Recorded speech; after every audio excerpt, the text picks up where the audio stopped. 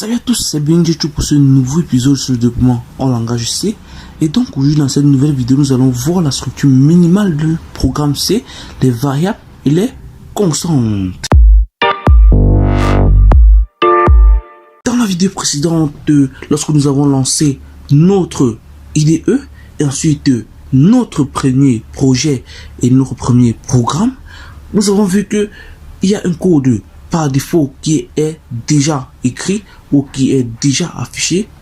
Alors nous allons aujourd'hui expliquer pas à pas, détail par détail, ce qu'est ce code ou de quoi est-ce qu'est constitué ce code.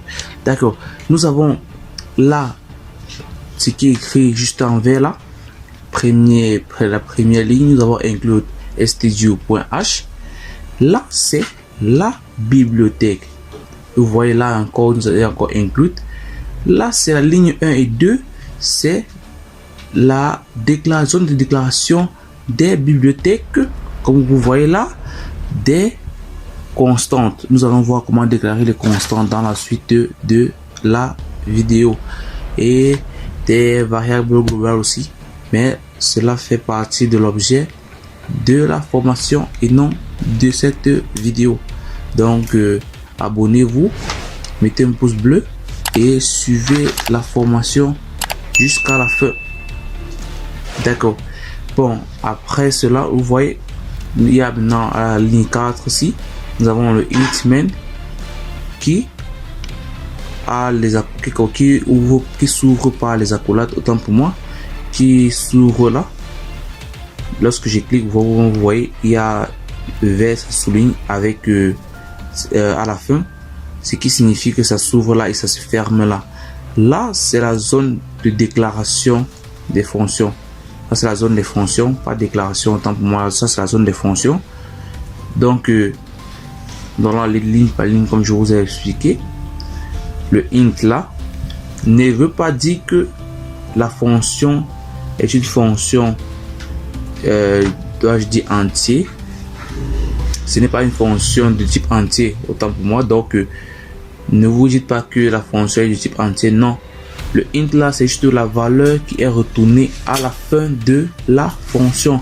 C'est le type de la valeur retournée à la fin de la fonction. Donc vous voyez là il y a int et 0 là, le return 0 c'est la valeur retournée. Donc 0 est du type int. Main, maintenant on entend le mot main. Vous voyez main c'est principal, c'est juste pour dire c'est la fonction principale. Et les parenthèses là c'est juste pour prendre en paramètre les valeurs, ou dois-je dire les variables utilisées dans la fonction. Ok, lorsque vous entrez dans les accolades là, vous voyez là c'est la zone de déclaration ou la zone des instructions. C'est là où vous allez saisir toutes vos instructions de la fonction. Le printf c'est la fonction d'écriture et ça permet d'afficher, ça permet juste d'afficher à l'écran le hello world qu'on a affiché la dernière fois dans la première vidéo. D'accord, nous allons retourner maintenant dans le include std. Je vais vous expliquer à quoi est-ce qu'il sert vraiment. Le include studio.h, c'est une bibliothèque qui permet de gérer les entrées et les sorties. Entrées sorties comment? C'est-à-dire gérer les affichages à l'écran et la récupération des valeurs saisies par l'utilisateur. Donc le printf c'est une fonction déjà prédéfinie par la bibliothèque studio.h. et là vous voyez la bibliothèque stdlib, c'est une bibliothèque qui permet de gérer les conversions des valeurs des chaînes de caractères en nombre en entier ou en réel. Donc là par la suite, dans l'écriture des programmes plus complexes ou dans l'écriture des programmes intégrant un code ASCII, vous allez constater que vous aurez besoin de cette bibliothèque. Pour l'instant ça ne fait pas partie de la vidéo, donc c'est pour plus tard. Avant d'entamer avec les variables, nous allons passer d'abord aux commentaires. Car c'est vraiment très important pour vous, parce que par la suite lorsque vous allez vouloir programmer soit un projet plus lourd ou bien un projet en groupe, vous aurez besoin de cela pour pouvoir vous repérer dans vos lignes de code. Repérer dans vos lignes de code ou bien indiquer quelqu'un et l'aider à se retrouver dans vos lignes de code. D'accord. Les commentaires s'écrivent de deux façons. Nous avons d'abord les commentaires sur une seule ligne qui s'écrit par un slash, deux slash, autant pour moi. Deux slash, vous allez mettre commentaire juste. Vous allez mettre commentaire. Ça là, c'est juste pour dire une seule ligne. D'accord. Là maintenant, si je vais mettre un commentaire pour plusieurs paragraphes ou un paragraphe, je peux mettre slash étoile. Comme vous le constatez, ça met tout le reste du code en paragraphe. Ce qui veut dire que pour fermer, je n'ai qu'à remettre mon étoile slash. Alors j'ai fermé mes commentaires. Là maintenant, je peux mettre étoile, mettre commentaire 1. Ça dépend de moi. Je mets ce que commentaire 1, je mets ce que je veux. Commentaire 1. Je reviens encore en bas, je mets encore commentaire 2. Vous voyez, là vous avez la possibilité de mettre autant de commentaires, autant de lignes ou de paragraphes que vous voulez lorsque vous utilisez les commentaires à plusieurs lignes. Et vous pouvez aussi revenir là, mettre là sur une seule ligne. Ça marche. Donc ceci va vous permettre de documenter votre code source. Donc lorsque là j'ai peut-être mis printf hello world, je peux venir là, bon comme c'est sur une seule ligne, mon commentaire je vais mettre sur une seule ligne. Je viens là, je mets peut-être je vais mettre juste en français bonjour le monde. Bonjour le monde. Bon, là c'est juste pour traduire. Je mets juste là bonjour le monde. Là maintenant c'est juste pour me repérer par la suite lorsque je vais revenir sur mon code source. D'accord. Maintenant que nous avons vu les commentaires, nous allons maintenant passer aux variables. D'abord, il faut savoir ce que c'est qu'une variable avant de pouvoir l'utiliser. Une variable, c'est un terme que l'on donne pour définir tout ce que l'on va utiliser ou tout ce que l'on va conserver pour pouvoir manipuler plus tard. Et ces données conservées vont être rejetées à la fin de l'exécution du programme. Je prends un exemple très simple. Lorsque vous demandez de la nourriture ou un repas à quelqu'un, est-ce que le repas est servi dans votre pomme de main directement? Non. Le repas est servi dans un bol. Ce bol, alors dans notre vidéo, est considéré comme une variable. Et lorsque vous allez récupérer le bol rempli, bien contenant la nourriture, vous allez manger. Lorsque vous avez fini avec, n'est-ce pas, le bol est vide, vous allez remettre un bol vide. De même ici, la variable va être vidée à la fin de l'exécution du programme. Donc c'est un peu ça. Et maintenant, avant de pouvoir l'utiliser, nous devons savoir qu'une variable a plusieurs types. Et en C, le typage n'est pas dynamique, mais plutôt explicite. C'est-à-dire, il est visible au niveau du code source. C'est à vous de choisir si vous voulez l'utiliser. En fait, c'est à vous de choisir le type que vous allez l'utiliser.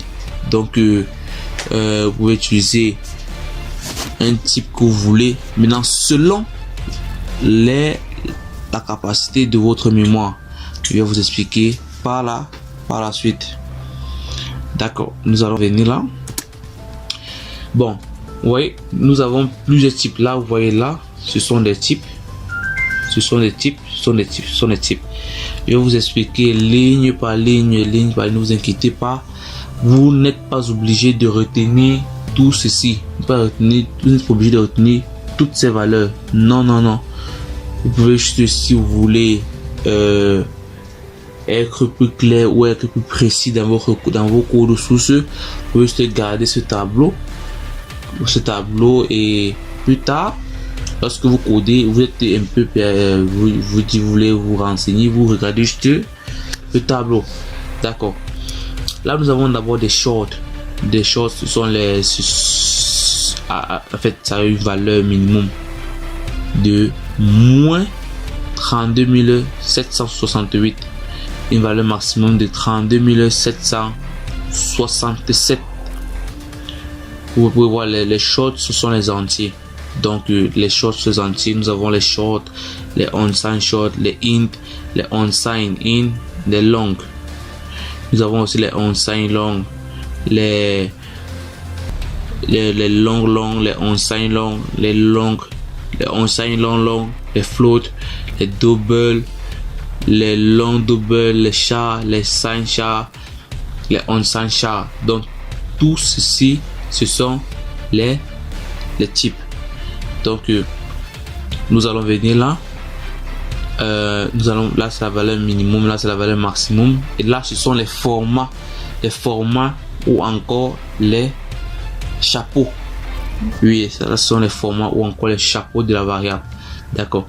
Là maintenant vous voyez là où nous avons on-sign short, nous avons 0 et nous avons 65 535. Lorsque vous regardez la valeur maximum de on-sign short et la valeur maximum de short, vous vous rendez compte que c'est presque, pas nettement, mais c'est presque le double de la valeur maximum de short. Donc observez un peu, on a carrément annulé la valeur minimum, on a presque multiplié la valeur minimum fois 2. Donc au carré, en fait, juste pour, désolé j'ai dit au carré, on a multiplié la valeur maximum plutôt fois 2 parce que la valeur minimum est annulée. D'accord. Maintenant, avant de traverser pour expliquer les on-sign short, nous avons le pourcent HD. Le pourcent HD, là je vais vous expliquer par la suite à quoi est-ce que ça sert clairement, mais pour l'instant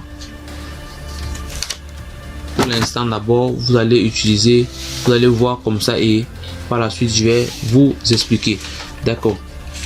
Nous avons vu les on-sign short, donc c'est pour représenter uniquement les nombres positifs.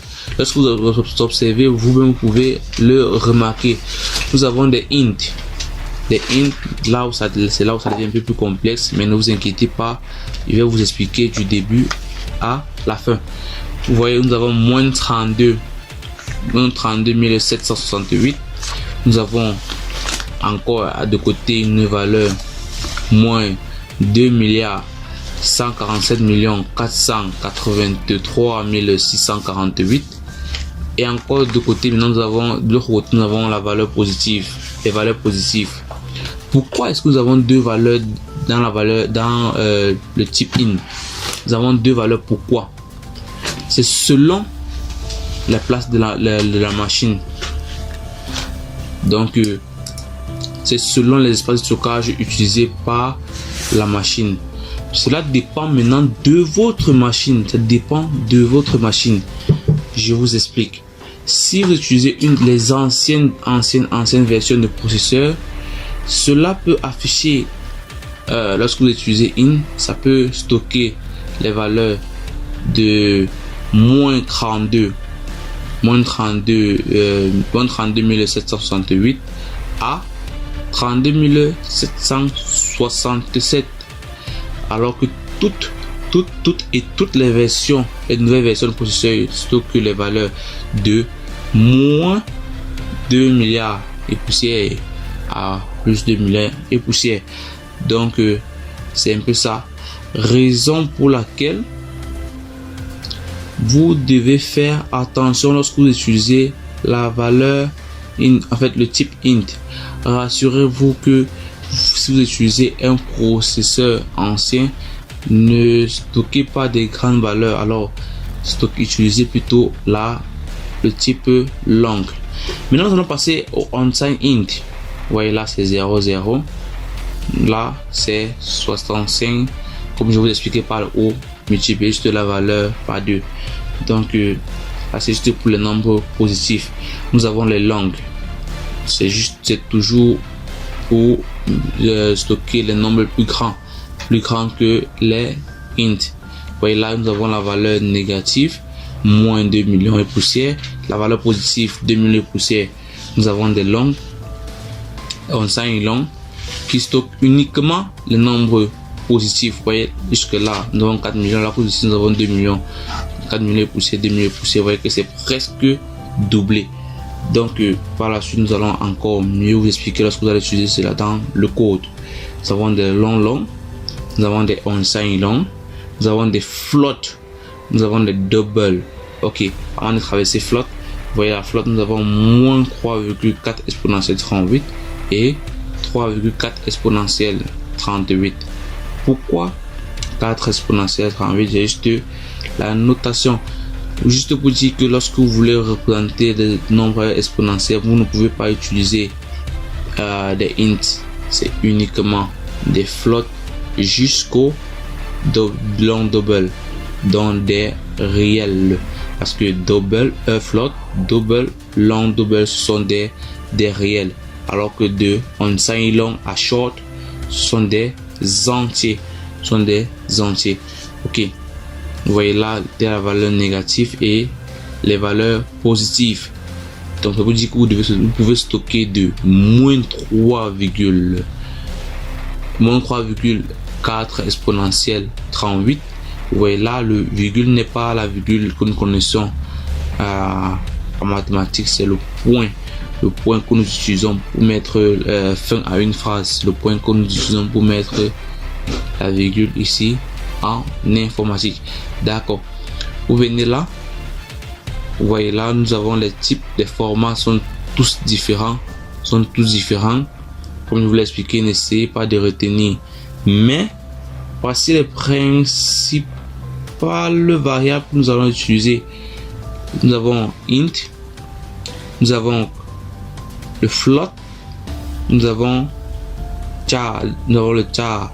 Donc c'est mieux que je vous explique une fois pourquoi est-ce que j'ai mis l'espace vide ici. C'est juste parce que la variable de type char n'est pas spécifiée. Donc vous pouvez utiliser vous mettez une variable, vous déclarez le type car ça vous met soit de moins 0,128 à plus 127, ou ça vous met de 0 à 225. Pourquoi? La raison pour laquelle vous devez utiliser soit le sign char et soit les unsigned char. Donc et maintenant là le typage est le même, donc ça ne varie pas comme sur les autres formats de variables. Donc maintenant, après avoir vu les types de la variable, nous allons voir maintenant les mots qu'il ne faut pas utiliser dans le programme. Les mots qu'il ne faut pas utiliser dans le programme sont encore des mots réservés.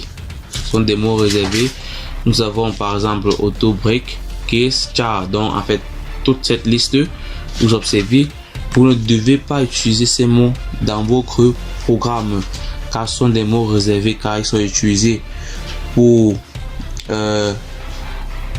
des spécificateurs de type, des spécificateurs de classe d'allocation, des opérateurs significatifs, des étiquettes. Donc vous devez utiliser d'autres noms comme pour d'autres noms pour déclarer vos variables, hormis ces noms-ci, hormis ces mots réservés. D'accord. Maintenant, nous allons passer à l'écriture d'un code source et plus nous allons être plus explicite. Désolé, nous allons être plus explicite sur la déclaration des variables. Nous allons venir là.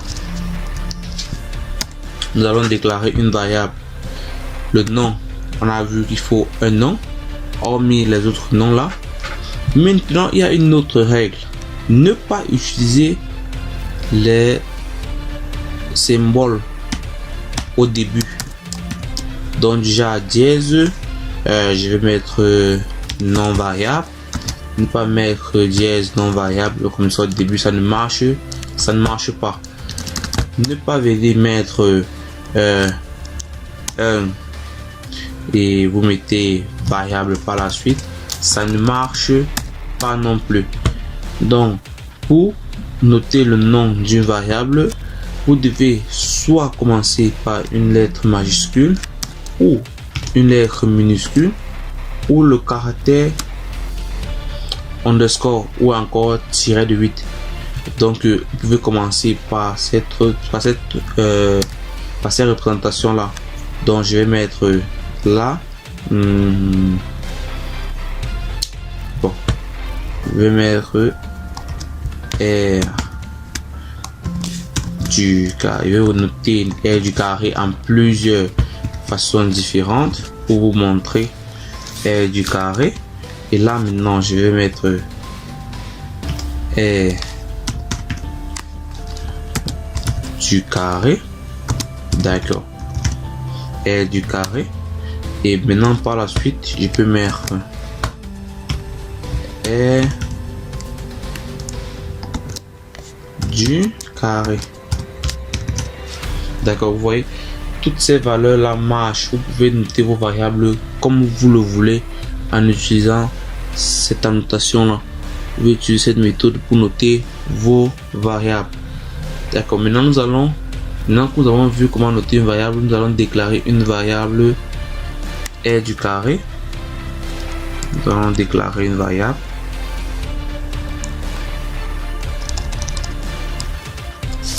D'accord. Maintenant, vous devez savoir qu'en C, pour déclarer une variable, nous devons commencer par le type. Le type que nous avons vu là, nous avons vu le type là. Vous voyez là, nous avons les types int, les short, les long, etc. Nous allons d'abord déclarer le type. Nous allons mettre int, dans l'espacer. Ensuite, le type doit être suivi par le nom de la variable. Nous allons mettre j'ai mis d'abord tout à l'heure R carré, j'espère que je me trompe pas, R du carré, R du carré, et vous mettez un point virgule. Là vous avez déclaré une variable de type int. Ok, après la déclaration de la variable, nous avons vu maintenant par la suite les formats. À quoi vont servir les formats? Ces formats vont servir à l'affichage, comme je vous ai dit, à l'affichage, ou à pouvoir distinguer, ou à pouvoir mettre une insigne. Je sais pas si je vais dire pouvoir appeler la variable à cet endroit. Oui, c'est mieux comme ça. D'accord. Je vais mettre %D. %D, c'est pour les entiers. C'est pour les entiers. Nous allons venir vérifier et vous montrer. Vous voyez là, le format c'est %D. C'est %D. Comme je vous l'ai dit, %D là, lorsque nous mettons %D là, la variable va s'afficher nettement à l'endroit où j'ai mis %D. Et maintenant je sors, je concatène, je fais la concaténation. Autant pour moi, je fais la concaténation, je mets plutôt virgule, je mets maintenant le nom de la variable R. Vous allez voir que ça m'aide parce que la variable est un peu longue. Vous mettez R du carré, donc et vous appuyez entre et vous compilez. Ouais, ça ne va rien afficher parce que on n'a rien affecté à la variable, ça fait 0. Ok, c'est bon comme ça affecté. Maintenant il y a les nouveaux compilateurs et les anciens compilateurs. Donc les nouveaux compilateurs affectent directement une valeur à une variable par défaut lorsque vous la créez et que vous n'affectez aucune valeur. Ce qui fait que je conseille à toute personne qui débute dans la programmation de toujours affecter une valeur 0. Bon, pour pouvoir bien présenter, vous espacez juste ainsi, de toujours affecter, parce que vous pouvez utiliser un compilateur qui affecte, au lieu d'affecter 0, ça affecte moins 5, ça affecte moins 5 plutôt. Donc essayez de faire attention à cela.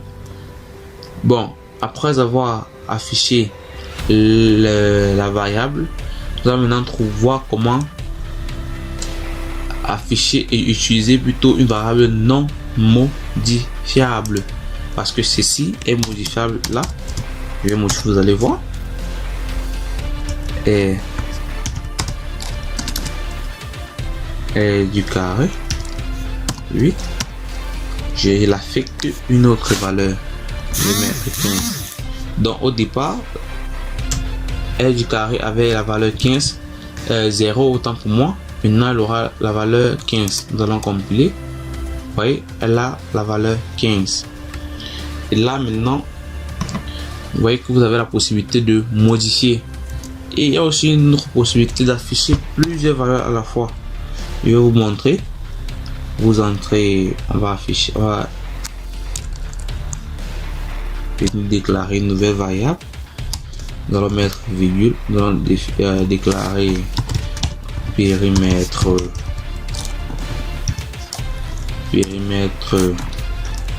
du carré.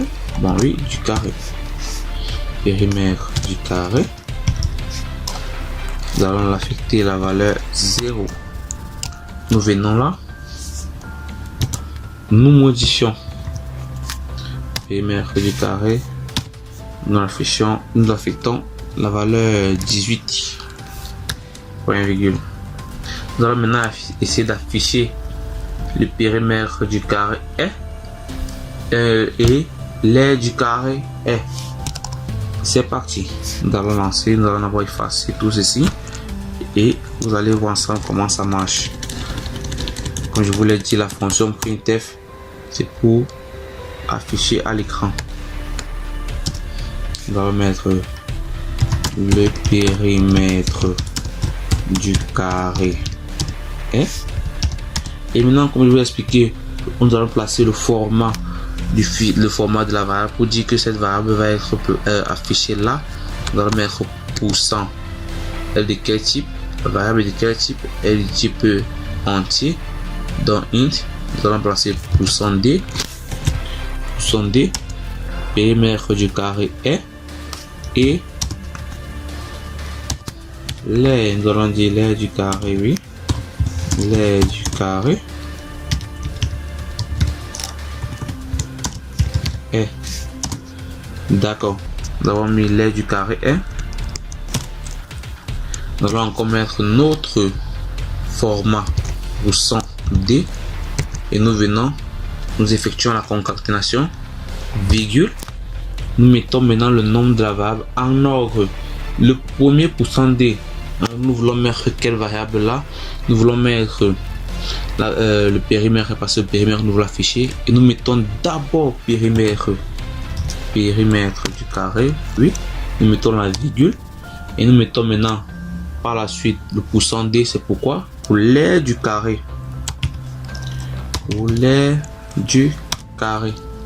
d'accord. Nous allons essayer d'afficher, vous allez voir. Ouais, nous avons le périmètre du carré est 18 et l'aire du carré est 15. Bien joué.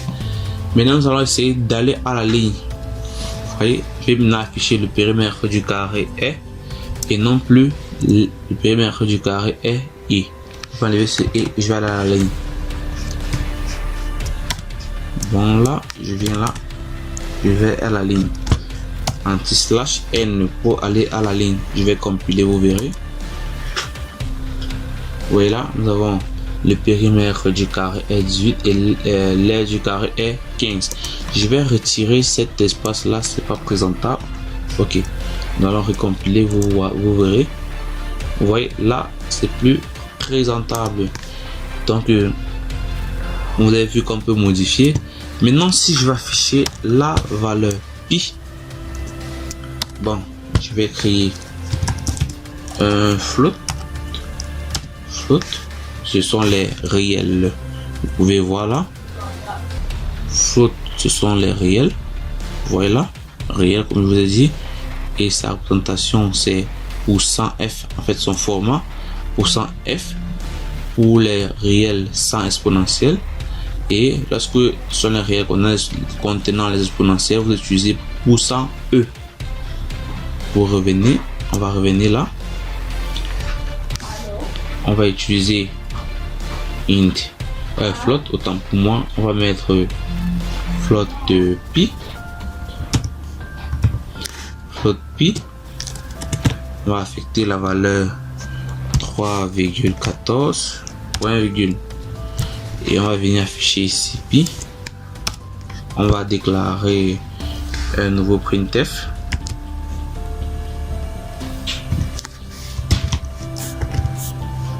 Printf. Ok. La valeur pi est. Je vais juste mettre comme ça, c'est juste un message pour vous montrer la valeur de pi est. Nous allons mettre %. Nous allons mettre le %f parce que c'est un float. Et nous allons venir mettre la valeur maintenant pi. Point virgule. Donc vous allez voir qu'il y a beaucoup de choses à corriger pour l'affichage. Ouais, ça ne part pas à la ligne. Donc lorsque vous changez, même lorsque vous quittez d'un printf à l'autre printf, ne vous dites pas que ça va à la ligne comme votre bout de code. Non, non. Venez là, après l'affichage, ou au début. Donc vous pouvez mettre là, vous pouvez mettre ainsi. Vous lancez, vous verrez que ça va. Vous voyez là, c'est parti à la ligne. Ou vous pouvez l'enlever et venir le mettre là. Vous dites que ça part à la ligne avant d'afficher la valeur de pi est. D'accord. On va compiler. Vous voyez, ça la même chose, ça marche. Ça marche, ça marche. D'accord.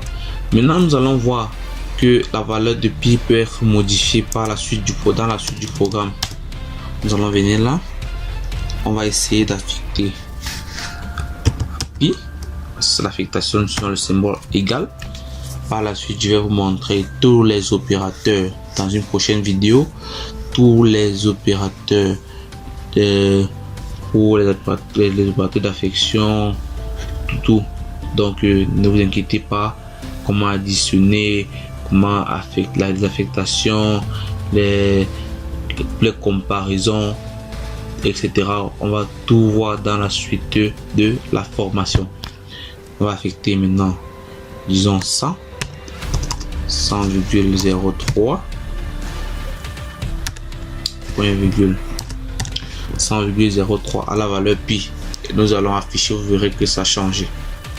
Ok, vous voyez c'est 100,0. J'ai mis 0,3 0,2. Ouais, 0,3. Ok, ça a changé. Là, ça a converti juste. Là, c'est juste une conversion. Ça a essayé de 100,029. Parce qu'après, si on va arrondir cela par excès, vous verrez ça va donner 100,03. D'accord. Maintenant, vous voyez que ce n'est pas beau ou ce n'est pas logique ou c'est pas clair qu'une valeur comme pi qui ne change pas puisse être changée dans la suite du programme. Ça ne donne pas. Donc, nous allons voir comment empêcher cela. Nous allons juste venir là. Nous allons mettre ce petit mot const espacé. Vous voyez que la raison pour laquelle on ne demande pas mettre, ne peut utiliser ça comme nom de la variable. Vous voyez, c'est la raison pour laquelle on demande de utiliser les mots réservés, comme vous pouvez le voir là. Ouais, désolé, voilà. Comme vous pouvez le voir là, const. Ok, vous voyez là, const est un mot réservé. Donc, il est utilisé pour une raison, avec une raison spécifique pour l'utiliser. Vous venez là pour l'exécuter. Vous allez voir que je vais encore essayer d'affecter. Bon, je vais d'abord afficher, vous verrez. Là, j'affiche 3,14. Lorsque j'essaie de changer la valeur de pi, je mets pi égale à 100, comme j'ai dit 100,03 point virgule. J'essaie d'afficher, vous verrez, il y a une erreur. On me dit que je ne peux pas changer,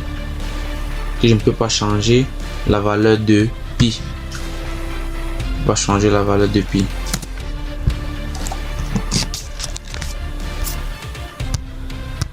Donc vous voyez que là, la valeur de pi ne peut plus être modifiée. C'est ce qu'on appelle les constantes. Vous voyez là maintenant ça marche. Ce qu'on appelle une constante. Une constante joue le même rôle que la variable, juste que la constante, sa valeur ne change pas au cours de l'exécution du programme, jusqu'à ce que le programme finisse et elle vide la valeur. Donc maintenant nous allons voir une seconde façon de déclarer une constante.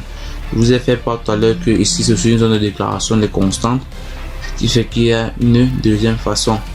Donc je vais effacer const float pi, j'efface là,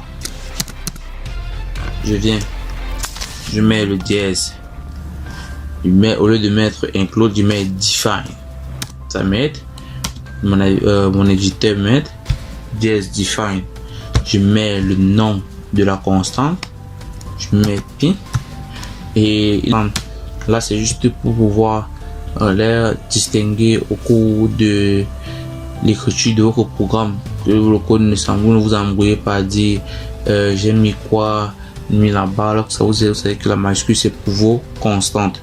Donc là il y a maintenant une différence. Si je vais affecter la valeur, je vais mettre égal 3,14 comme on l'a vu. Maintenant plus de point virgule, car ce n'est pas une instruction. Là c'est une zone de déclaration, ce n'est pas une zone d'instruction. Plus de point virgule. Donc vous allez essayer de mettre point virgule pour vous voyez comme ça donne une erreur. Vous voyez là ça donne une erreur lorsque j'enlève. Vous voyez, et là je n'ai pas déclaré une constante, je vais afficher. Vous voyez ça va m'afficher. Désolé, attendez. Quelle erreur. Voilà, j'ai utilisé le point, j'ai utilisé une autre version de point comme je vous l'ai dit qu'on n'utilise pas. J'efface, je mets, ok, je lance. Donc il y a pas égal. Dans la syntaxe de la déclaration de la constante, vous devez mettre dièse define. Vous mettez le nom de la constante, pas de signe égal ou affectation. Vous mettez juste la valeur et c'est tout. On va compiler. Vous voyez là, ça m'affiche la valeur de pi est 3,14. D'accord. Maintenant, nous allons voir encore deux mots, ou dois-je dire deux fonctions, des mots tout simplement réservés, oui, des mots tout simplement réservés, qui servaient à quelque chose, mais plus maintenant, parce que les compilateurs sont des versions améliorées, mais il est nécessaire que vous sachiez à quoi est-ce qu'ils servent ou à quoi est-ce qu'ils renvoient, parce que vous pouvez tomber sur un ancien code source écrit par un programmeur ou un développeur bien avant, et vous devez être capable de savoir que ici bon, il voulait dire telle chose, et pour pouvoir bien sûr soit corriger ou bien soit modifier son programme. D'accord. Là maintenant je vais vous parler du mot. Je vais mettre, bon, je vais laisser le int. Je vais à la ligne avec l'autre plutôt. Je remplace ça par point virgule. Je descends. Je mets encore int. D'accord. Maintenant là, ce que vous avez à faire, c'est juste mettre registre. Pour ceux qui mettent pause et vont en même temps que moi, mettez là registre. Là il n'y a pas S, voilà, registre, et là vous mettez